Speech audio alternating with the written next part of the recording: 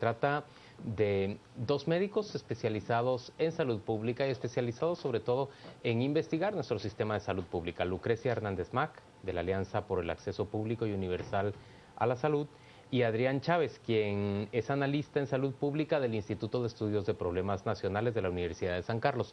A los dos bienvenidos, gracias por acompañarnos. Gustavo, arranca esta plática. Se decía que la resolución de la crisis de salud pasaba por la renuncia del ministro, Lucrecia. ¿Qué opina usted? No se resuelve así. O sea, tenemos una crisis histórica, el ministro que está renunciando se encuentra, o sea, lleva 6 meses, él al entrar se encuentra con un desafío enorme, eso hay que reconocerlo, con problemas acumulados de muchas décadas, pero el problema es que no ha habido una visión clara de hacia dónde llevar las cosas. Entonces, pareciera que han habido intentos bastante más aislados que coherentes o definidos, digamos, con alguna relación entre sí, y entonces no se ha logrado salir de este colapso, ¿verdad? O detenerlo, por lo menos. Esto que estás planteando, que no se ha logrado y que no ha habido, digamos, un proyecto específico que poner en práctica, ¿se refiere estrictamente a la gestión del ministro Cabrera en estos 6 meses o se refiere más bien incluso a la gestión anterior? En la gestión anterior, que fue cuando teníamos al licenciado Mariano Rayo, tenemos entendido que estaba también en un gobierno muy corto, ¿verdad? Que él iba a tener un periodo bastante corto y él se animó, por decirlo de alguna manera, a tomar ciertas decisiones más de tipo administrativo que de tipo técnico. Pasando particularmente por la revisión de personal, encontrando que habían muchas personas que habían sido contratadas a partir de recomendaciones de la vicepresidenta en ese momento, de entonces, o de diputados. Después viene el periodo del gobierno de Jimmy Morales y Jafet Cabrera, colocan al doctor Cabrera y él viene y se encuentra con que tiene que entrarle no solamente al colapso de los servicios de salud, sino que también tiene que definir un plan nacional para 4 años. Entonces el problema con él es que no supo cómo identificar los tiempos o las urgencias. Él debería haber tenido un plan de urgencia para la parte del colapso de los servicios de salud, además de establecer ya actividades más estratégicas de recuperación de la estructura, de la infraestructura de los servicios, el primer nivel de atención, que eso sí hay una propuesta, y también la reforma de salud. Entonces, de alguna manera hay algunas propuestas de mediano y largo plazo, ¿verdad? Pero no hay una propuesta de qué hacer con lo más urgente, que es esta parte del colapso de los servicios. Adrián, una de las primeras medidas que tomó el actual gobierno fue tratar de surtir de medicinas a los hospitales. Pero digamos, en el actual momentito, ¿qué es lo que realmente urge solventar en el sistema de salud? Bueno, definitivamente el tema de tratar de surtir de medicamentos a los hospitales era una cuestión ineludible. Quizás aquí la dificultad fue el mecanismo, es decir, existió mucha apuesta a temas de la solidaridad, de la donación de medicamentos, etcétera, y de alguna u otra forma el mecanismo que se optó no fue el adecuado y tampoco el que estaba pegado o establecido en las normas. Esto obviamente generó después un desgaste que todos recordamos en función a que se encontró dentro de estos medicamentos, evidentemente algunos medicamentos que no eran ya estaban vencidos por un lado, pero que por otro lado tampoco resolvían las necesidades de los hospitales en su momento. Y eso fue una gran dificultad. Ahora bien, después parte de lo que tuvo que lidiar este gobierno fue el tema de la deuda de arrastre. Esto obviamente generó para las autoridades una dificultad a la hora de hacer una negociación con los proveedores, porque evidentemente existía un posicionamiento de los proveedores de no abastecer al Ministerio de Salud si no se pagaba esto. Entonces generaba ahí una tensión. Ahorita el principal problema que nosotros vemos es el siguiente. Ya no es financiero el problema. El tema es que, según se sabe, algunos conocimientos que hemos tenido, existe alguna dificultad por parte de los proveedores locales para poder abastecer el tema de la solicitud de pedidos del ministerio. Por falta de capacidad propia Por de los falta abastecedores. incluso de capacidad por esos abastecedores. Esta es una de las cuestiones que se han ido manejando como información, y el problema, hay que recordar, 535.000 millones es lo que tiene el ministerio como presupuesto vigente.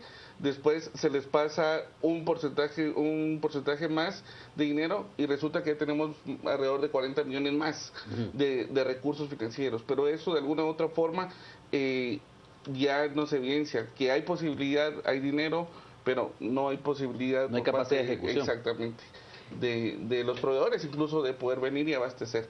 Esas son parte de los problemas limitados que se tienen. En estos 6 meses de gestión, ¿se logró abastecer apropiadamente a los hospitales del país?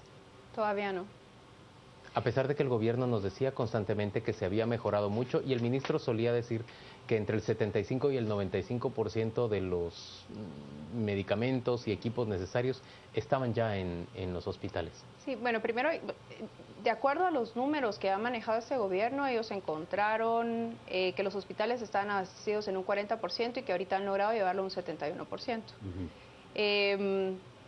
Cuando han habido inspecciones por parte de la Procuraduría de Derechos Humanos, estos números o estos porcentajes no siempre cuadran. Desde salud pública, lo que hay que ver también es que no se pueden hablar de abastecimientos por porcentajes, debería hablarse de disponibilidad. Entonces, es posible que ese porcentaje del 70% aplique en este momento, es el día de hoy, pero al día siguiente no tengamos ese número. Entonces es mejor utilizar otro tipo de indicadores de cómo están los inventarios de medicamentos y de insumos en los hospitales y en los servicios. Eso debe depender de la demanda de cada medicamento. Y una cuestión que hay que notar, el problema es que el porcentaje de abastecimiento es bastante engañoso, porque primero lo que nos arrojan las autoridades es un promedio de lo que existe dentro de toda la red. Que no quiere decir que sea parejo. Exactamente, eso quiere decir que probablemente existen servicios que están más comprometidos que otros, en primer lugar, pero hay una cuestión aquí muy importante. Si dependiendo de la capacidad resolutiva de los hospitales, por ejemplo, tienen el 99% de medicamentos en abastecimiento, pero les hace falta oxígeno, por ejemplo, igual se va a poner en riesgo la vida de un paciente, ¿verdad? Entonces, con eso hay que tener cuidado y por eso es que le doy toda la razón a lo que Lucrecia manifiesta en su intervención. Lucrecia, nos decías inicialmente, por un lado la urgencia de abastecer apropiadamente los hospitales, pero por el otro lado trazar un plan de creación y o recuperación de servicios de primero, segundo y tercer nivel hacia el mediano plazo. Exacto. Bueno, el abastecimiento no debe ser únicamente hospitales. Hospitales es, digamos, lo que está sobrecargado, pero tampoco hemos visto, por ejemplo, vacunas en el primer nivel de atención y ahí los pacientes siguen llegando y siguen saliendo con receta, porque no hay medicamentos.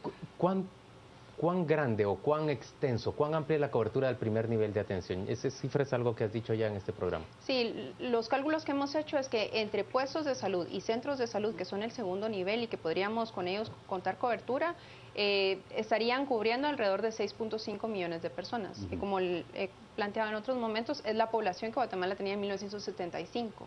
Eso significa que tenemos un rezago de 40 años en la red de servicios. ¿Y cómo suplimos ese rezago de 40 años?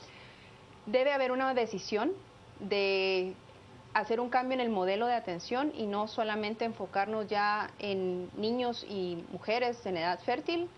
Eso es en términos del modelo de atención, para que podamos empezar a dar una atención integral a todas las personas en sus diferentes etapas de ciclo de vida, y también de dar una decisión de empezar a cerrar la brecha en infraestructura.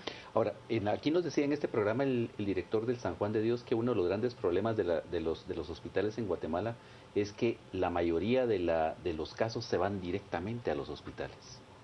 Ese es por la crisis del primer y segundo nivel de atención. Así es. O sea, muchos de los problemas que se están atendiendo en los hospitales son complicaciones de problemas que podrían haberse resuelto en un centro o en un puesto de salud. Por ejemplo, ¿cómo reconstruimos o cómo construimos, porque en realidad nunca lo hemos tenido, un primer nivel de atención apropiado? Bueno, en realidad existe ya una experiencia del modelo incluyente de salud desarrollado por ISIS. Es uno de los ejemplos más tangibles donde hay éxito, y por lo menos un modelo sí existe ya, y un modelo a seguir. En este sentido hay que tomar en consideración algo, parte de lo que manifestaba Lucrecia en función al rezago que tenemos. Estamos hablando de más de 4.000 puestos de salud. Y una nos hacen falta más de 4.000 puestos de salud. Exactamente, para garantizar que la población, especialmente la población rural, tenga acceso a nivel geográfico a una respuesta en salud. Un puesto de salud te mide talla, te ofrece básicamente vacunas, te ofrece tratamiento de primeros auxilios, o qué exactamente es lo que ofrece un puesto de salud. El primer nivel es precisamente, debería de ser idealmente la puerta de entrada para la mayoría de los problemas de salud. Ahí en un puesto de salud deben de verse los problemas menos complicados pero más frecuentes. Algunas infecciones, diarreas, problemas de la piel, vacunación, controles prenatales, controles de niño, etcétera. Pero además de esa atención personal, el primer nivel y los puestos de salud son los que están más en contacto con las comunidades, con la población. Eso significa que tienen el potencial, como sucede en el modelo incluyente en salud, de llevar a cabo visitas domiciliarias, hacer identificación de riesgos a familias y también trabajar con organización comunitaria. Mantienen un censo epidemiológico del país, pueden levantar la alerta sobre, por ejemplo, el surgimiento de cualquier tipo de enfermedad en una zona específica. Exacto. O sea, es en el primer nivel de atención en donde si establecemos un buen sistema de información podemos tener excelentes formas de vigilancia epidemiológica. Ahora, Adrián, en el caso de, por ejemplo, estamos a las puertas de recibir, bueno, si es que no haya el problema del mosquito del Zika, ¿a qué nivel correspondería la prevención, la fumigación? Al primer nivel de atención. Al primer nivel de atención. Exactamente. Porque, digamos, se sabe que desde hace años no hay ese tipo de campañas de fumigación en Guatemala. Exactamente. Corresponde al primer nivel de atención, pero aquí, en dado caso, es la importancia de tener una autoridad ministerial que tenga conocimientos en el tema de salud pública. Es decir, aquí parte de lo que tiene que ejercerse, porque está establecido de acuerdo al marco legal, es la rectoría del Ministerio de Salud Pública y la capacidad de sentarse con las autoridades locales. Hablo de los alcaldes municipales, hablo de las autoridades comunitarias, etcétera, para poder coordinar y establecer mecanismos que de alguna u otra forma ayuden a hacer las fumigaciones, la deschatarrización y todo aquello que es necesario para coadyuvar a eliminar el vector, que es lo que podríamos hacer en este caso. Señores, hablemos de las dificultades para ser ministro de Salud. En primer lugar, se tiene, por supuesto, un presupuesto más bajo de lo que en términos generales se necesita. Pero ya nos decía Lucrecia también, si no se tiene planes, no se sabe exactamente cuánto se necesita y cómo se pueden aprovechar los recursos. Pero en segundo lugar, se tiene, ¿cuántos? 57 sindicatos registrados en el Ministerio de Salud. ¿Se puede hacer mover una institución tan vasta y grande con tanta resistencia de parte del trabajador de salud pública, Lucrecia? A ver, el problema no es no son los sindicatos, son de alguna manera los acuerdos a los que se llegan con ellos, que a lo mejor son acuerdos que no pueden cumplirse, principalmente por la falta de presupuesto. Entonces, todo acuerdo que se logre entre la institución y los sindicatos debe estar fundamentada en un presupuesto que pueda cubrir eso. Si no, no tiene ningún sentido. Entonces, resulta que por aumentarle un poco a todos los trabajadores, estamos desabasteciendo, es a costa de desabastecimiento, ¿verdad? Entonces, es una cuestión de negociación y de revisar. Pero en qué concreto, es realista. los sindicatos sí han puesto, por ejemplo, obstáculos para que se pueda vigilar e impedir el robo hormiga de medicamentos y de equipos en los hospitales. Pero podemos hablar que esos son los sindicatos o son ciertos actores que manejan, digamos, sus influencias. Bueno, dirigencia sindical, por ejemplo, estaba a cargo del manejo de las cámaras de vigilancia sobre los lockers de los trabajadores en el Hospital San Juan de Dios. Eso era denunciado por los exministros. Ahí hay una cuestión importante y que hay que tomar en consideración. O sea, la acusación es fácil, en dado caso lo que habría que hacer es en qué pararon esas acusaciones. Es decir, cualquier ministro puede venir a hablar, decir, acusar, pero no se sabe el seguimiento que le pudo haber dado a través de las entidades necesarias en la investigación. Entonces, en dado caso, creo que aquí es muy prudente venir y antes de aseverar algo así, pues esperar los resultados de las investigaciones. Creo que es importante. Hay una cuestión que aquí hay que tomar en consideración y es el hecho de cómo está trabajando ¿sí? Y bajo qué condiciones están trabajando los trabajadores de salud pública en este país. ¿Ya? Esto es algo innegable. Son los trabajadores que menos ganan en este país, son los trabajadores que de alguna u otra forma están trabajando bajo las condiciones más paupérrimas, sin ni siquiera los recursos mínimos para poder dar una atención digna y oportuna como se merecen todos los guatemaltecos, independientemente de su raza. ¿Esas conclusiones salen de investigación académica? Exactamente. Vamos a ir a una pausa comercial y volvemos dentro de muy poco.